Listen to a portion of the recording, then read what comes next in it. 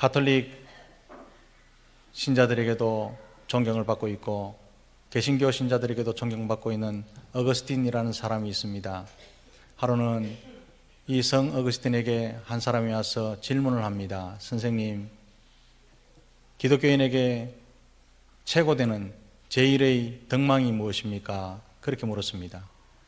그러니까 어거스틴이 고민도 해보지 않고 대답하기를 기독교인의 최고의 덕망은 겸손이지요. 그렇게 대답하더랍니다. 이 사람이 또 묻습니다. 그러면 선생님, 두 번째의 큰 덕은 무엇입니까? 이 말을 듣고 고민도 안 해보고 다시 성 어거스틴이 하는 말이 그것도 겸손입니다. 그렇게 대답하더랍니다. 이제 포기하면 되는데 세 번째를 다시 묻기를 그러면 선생님, 기독교인의 세 번째 큰 덕은 무엇이라고 말씀해 주실 수 있겠습니까? 그래 물으니까 어거스틴이 다시 하는 말이 세 번째도 역시 겸손입니다. 라고 하더랍니다. 사랑하는 성도 여러분, 기독교인에게 왜 겸손이 중요합니까? 하나님 외에 우리는 아무것도 아니기 때문에 겸손이 중요하고 겸손한 자만이 하나님의 능력을 담아낼 수 있고 겸손한 자만이 하나님 면전에 살 수 있기 때문에 겸손이 중요하다는 사실을 기억하시기를 바랍니다. 겸손이라고 하는 것은 하나님의 능력을 담아내는 그릇이라 할 수 있죠.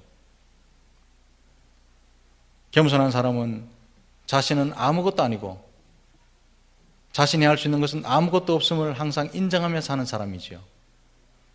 그래서 하나님이 이런 사람을 사용하셔서 하나님이 얼마나 위대하신지, 하나님이 얼마나 광대하신지 그 사람의 삶을 통해서 나타내 보여주시기 때문에 겸손은 하나님의 능력을 담아내는 그릇이다 라고 해도 과언이 아니라는 뜻입니다. 성경에 쓰임받은 사람 대부분을 보면 겸손했던 사람 100%입니다.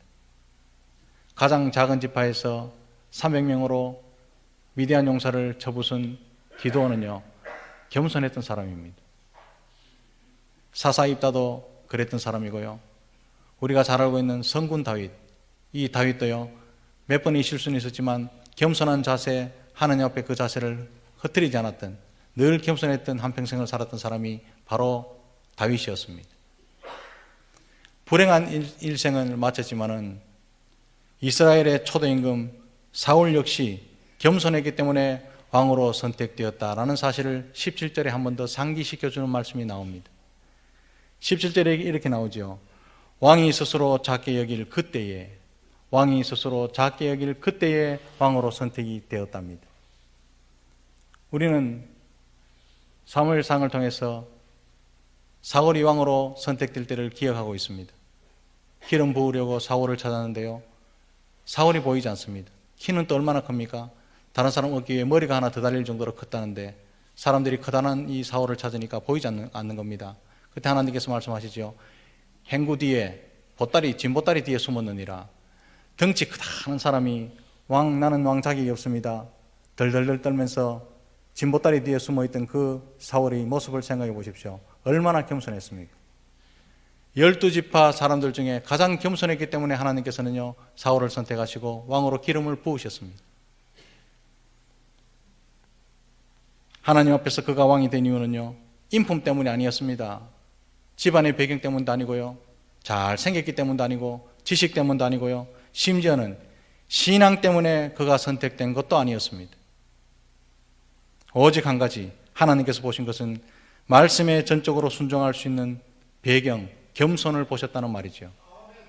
겸손한 사람은 순종할 수 있습니다. 왜냐하면 자신은 아무것도 아닌 걸 알기 때문에 말씀을요, 100% 담아서 100% 순종하죠. 그래서 겸손이 중요했고 하나님 그것을 중요하게 보셨다는 말씀입니다.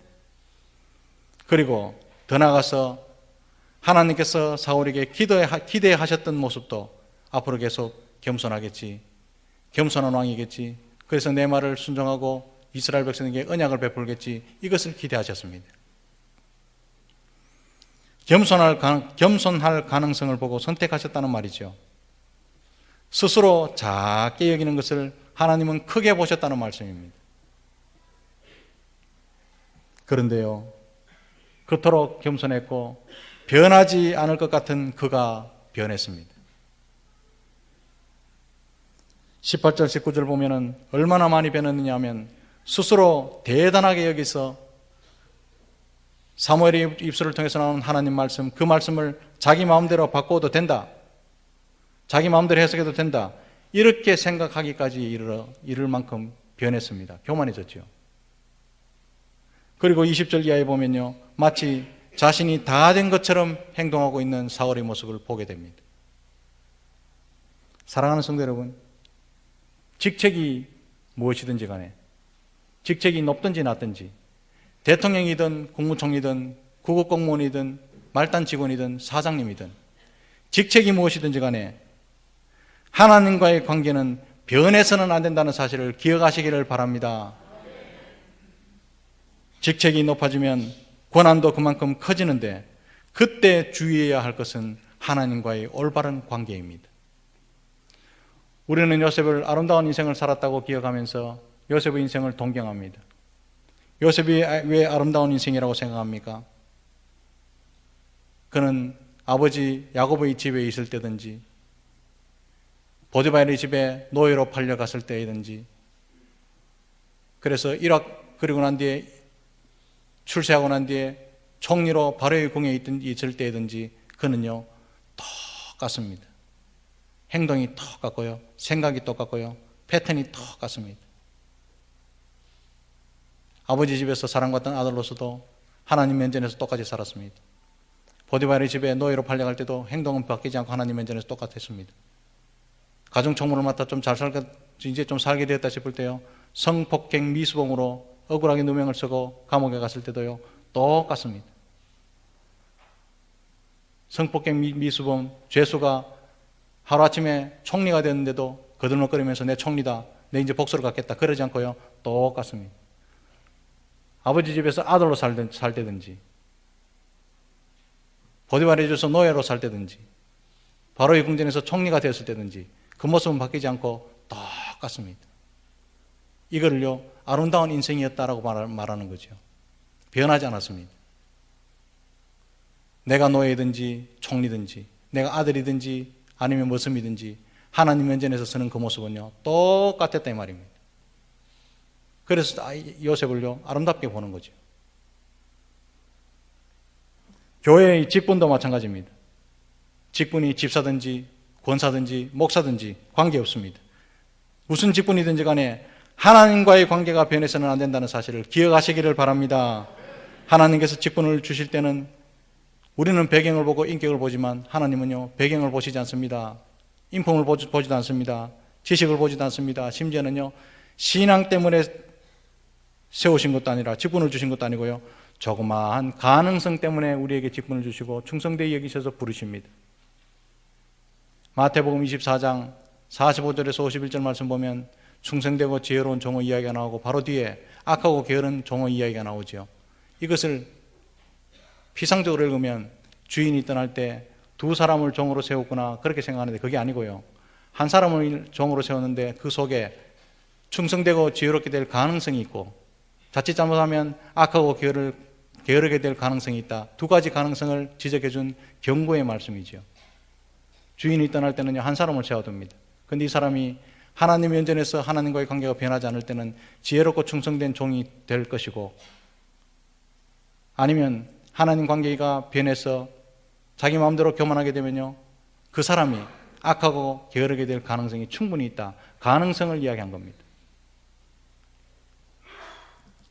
그러므로 일을 맡은 자는 더욱 하나님을 의지하고 하나님을 알아가는 일에 매진해야 될 줄로 믿습니다.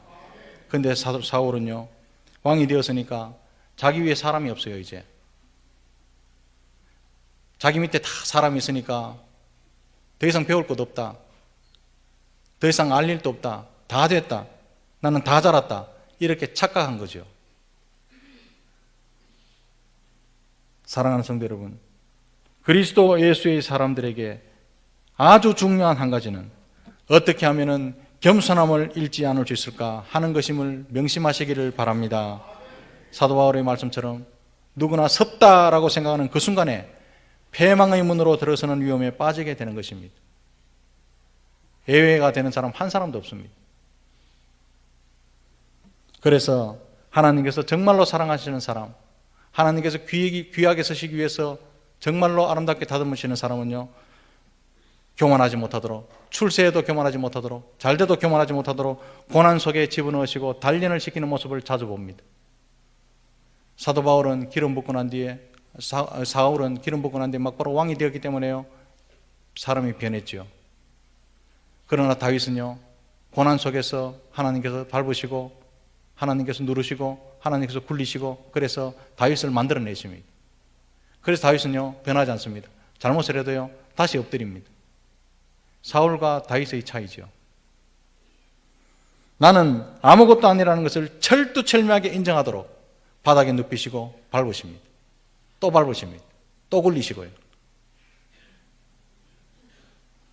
나중에 복받고 왕이 되고 잘 살고 잘 되더라도 절대로 교만하지 못하도록 연단시키고 훈련시키는 것이 다윗이었습니다. 이것이 다윗과 사울의 차이죠. 20절에서 21절 읽진 않았지만 왜 불순종했습니까? 라는 사무엘의 질책 앞에 사울은 이렇게 대답합니다. 순종했습니다. 근데 순종했다니까요. 이렇게 교만방자하게 말합니다. 그의 말인즉슨 아말렉 사람 다 죽였잖아요. 단지 왕 아각만 살려왔습니다. 한 사람 살렸습니다. 소와 양을 다 전멸시켰습니다. 단지 전멸시키는 가운데 어차피 죽을 거, 기름지고 좋은 것 하나님께 제사 드리려고 살려왔습니다. 이렇게 대답합니다. 말씀을 실천하는 것도 아니고 실천하지 않는 것도 아니고 아주 이것이 악이지요. 악. 어떤 합리적인 사람은 이렇게 생각할 겁니다. 죽이는 것보다야 하나님께 바치는 것이 더 낫지 않습니까? 이것이요 합리적으로 들릴 수도 있을 겁니다. 그러나 사랑하는 성도 여러분, 바로 이것이 하나님의 시각과 사울의 생각의 차이였습니다. 이 차이가 생명과 죽음의 차이가 되었고 성공과 멸망의 차이가 되었다는 사실을 우리는 기억할 필요가 있지요. 사울은 질러가나 모로가나 서울만 가면 되지 않습니까? 어쨌든지 간에 전쟁에서 이기면 되는 것 아닙니까? 라고 생각을 했죠. 결과를 중요하게 생각했습니다.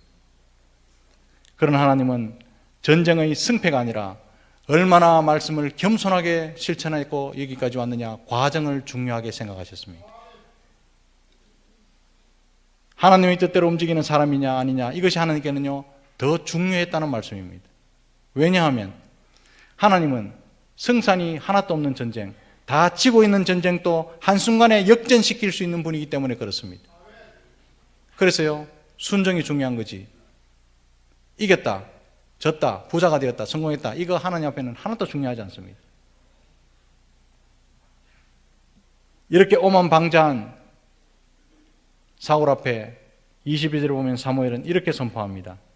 순종이 제사보다 낫고 듣는 것이 순양의 기름보다 더 낫습니다. 유명한 말씀이죠. 하나님께서 기뻐하시는 것은 형식적인 제사나 횟수를 채우는 예배가 아닙니다. 겸손하게 말씀을 듣고 순종하며 따르는 그것을 하나님이 훨씬 더 중요하게 보십니다. 이걸 말씀하지요. 사울에게 제사는요, 사울에게 예배는 일종의 거래였습니다. 거래. 장사였다 이 말이죠. 하나님과 지금 장사하는 겁니다. 그렇기 때문에 사울이 100번이나 1000번 드리는 그 예배예요. 순종은 아무 관계 없었습니다. 이랬죠. 나도 하나님께 제사를 드렸으니까 하나님도 나에게 축복하셔야 됩니다. 이게 거래입니다.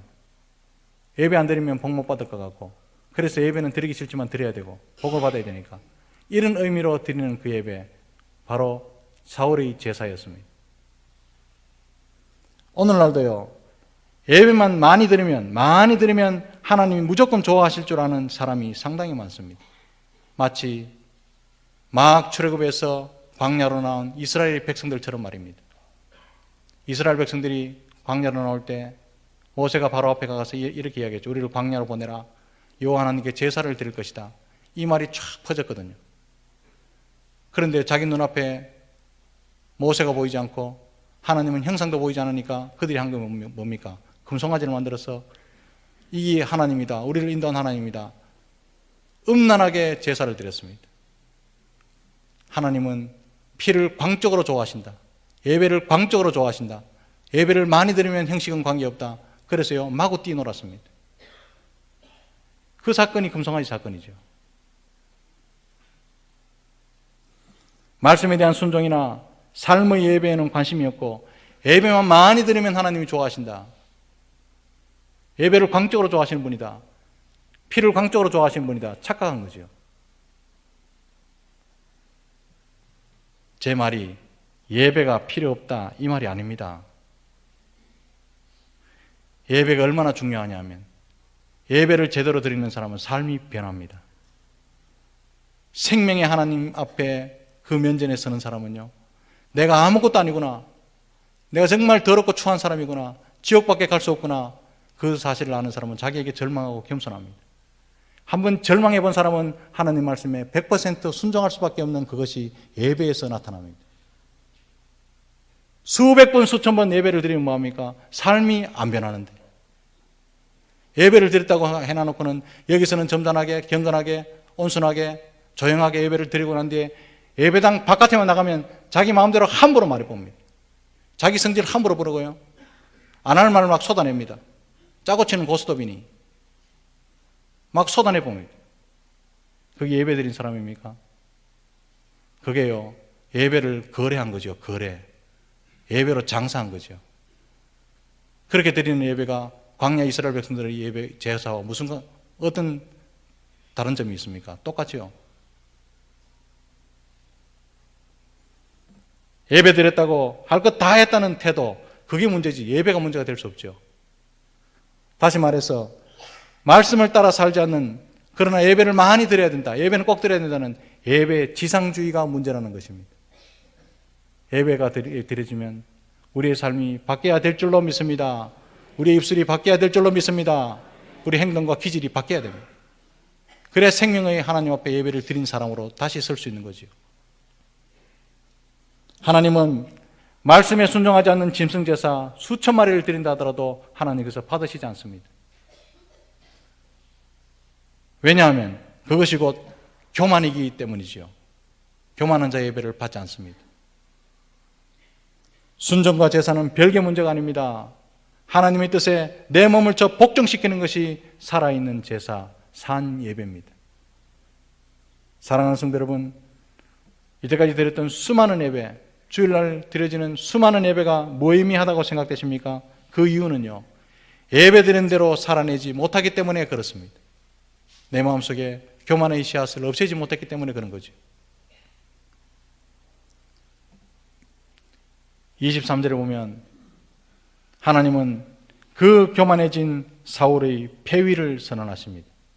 왕 사울은 파면한다, 폐위를 선언하는 거죠.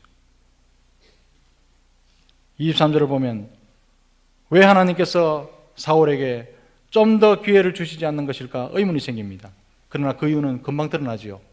왜 더 기회를 주시지 않습니까? 그가 돌이킬 가능성은 거의 없기 때문에 그렇습니다. 본문을 따라 읽어보면 그걸 압니다. 24절을 보면요, 사울이 회개하는 것 같은데, 24절을 보면 회개하는 것 같은데 30절까지 내려가서 30절을 자세히 읽어보면요, 하나님보다 백성에게 비춰질 자신의 위신을 더 의식하고 있습니다. 회개가 뭡니까? 전략이었죠. 자기 재산을 놓치지 않고 위신을 놓치지 않고 왕권을 놓치지 않는 전략, 그게 회개였습니다. 하나님은요, 타락해도 이렇게 타락할 수 있고 변해도 이렇게 변할 수 있느냐, 돌이킬 수 없는, 돌이킬 가능성이 0%이기 때문에요, 폐위를 선언합니다. 그가 요구한 것은 백성들이 계속 자신의 왕권을 인정할 수 있도록 도와주십시오, 이거였습니다. 자기가 죽을지 살지도 모르면서. 그것 때문에 사무엘의 옷을 찢어버릴 정도로 집착했습니다. 그는 이미 패망의 선봉 맨 앞에 서 있었던 거죠. 저는 이 사울을 묵상하면서요, 하나 느낀 게 있습니다. 직책이 사람을 배려놨다.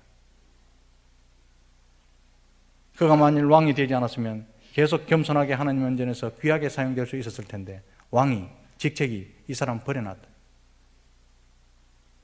그는 왕이 안 되는 것이 그에게는 훨씬 더 나았을 뻔했다, 이런 결론에 도달했습니다. 사울은 사무엘에게 책망받는 그 순간에 사무엘의 옷을 잡고 늘어질 것이 아니라 모든 것을 내려놓고 다윗처럼 하나님을 붙들어서야 했었습니다. 그랬다면 하나님은 틀림없이 사랑 많으신 하나님, 자비가 한이 없으신 하나님, 긍휼을 베푸시기를 좋아하신 하나님, 그 하나님께서 그에게 다시 한번 기회를 주셨으리라 생각합니다. 그러나 사울은요, 그럴 수 없었습니다. 왜냐하면 자기가 세운 전공이 너무 아깝고 백성의 칭송에 벌써 재미가 들어버렸기 때문이지요. 돌이키지 않았습니다. 돌이킬 수 없었습니다. 그는 가도 너무 멀리 가버렸고 변해도 너무 심하게 부패해 버린 것입니다. 사랑하는 성도 여러분, 교만의 씨앗이 나에게 없는지 돌아보시기를 바랍니다. 말씀을 들을 때도 겸손하게 이 말씀대로 내가 순종하고 있는지 돌아보시기를 바랍니다. 사랑하는 성도 여러분, 어떤 위치에서 무슨 일을 하든 겸손했던 첫 열정을 잊지 마시기를 주님의 이름으로 축복합니다. 하나님께서 마음껏 쓰실 수 있도록 겸손하게 순종할 때 하나님은 그를 통해서 계속 일하실 것이고 축복의 통로가 되게 하실 것입니다. 겸손하게 순도 100%의 순종으로 축복의 통로로 쓰임받는 저와 여러분들이 다 되시기를 주님의 크신 이름으로 축복합니다.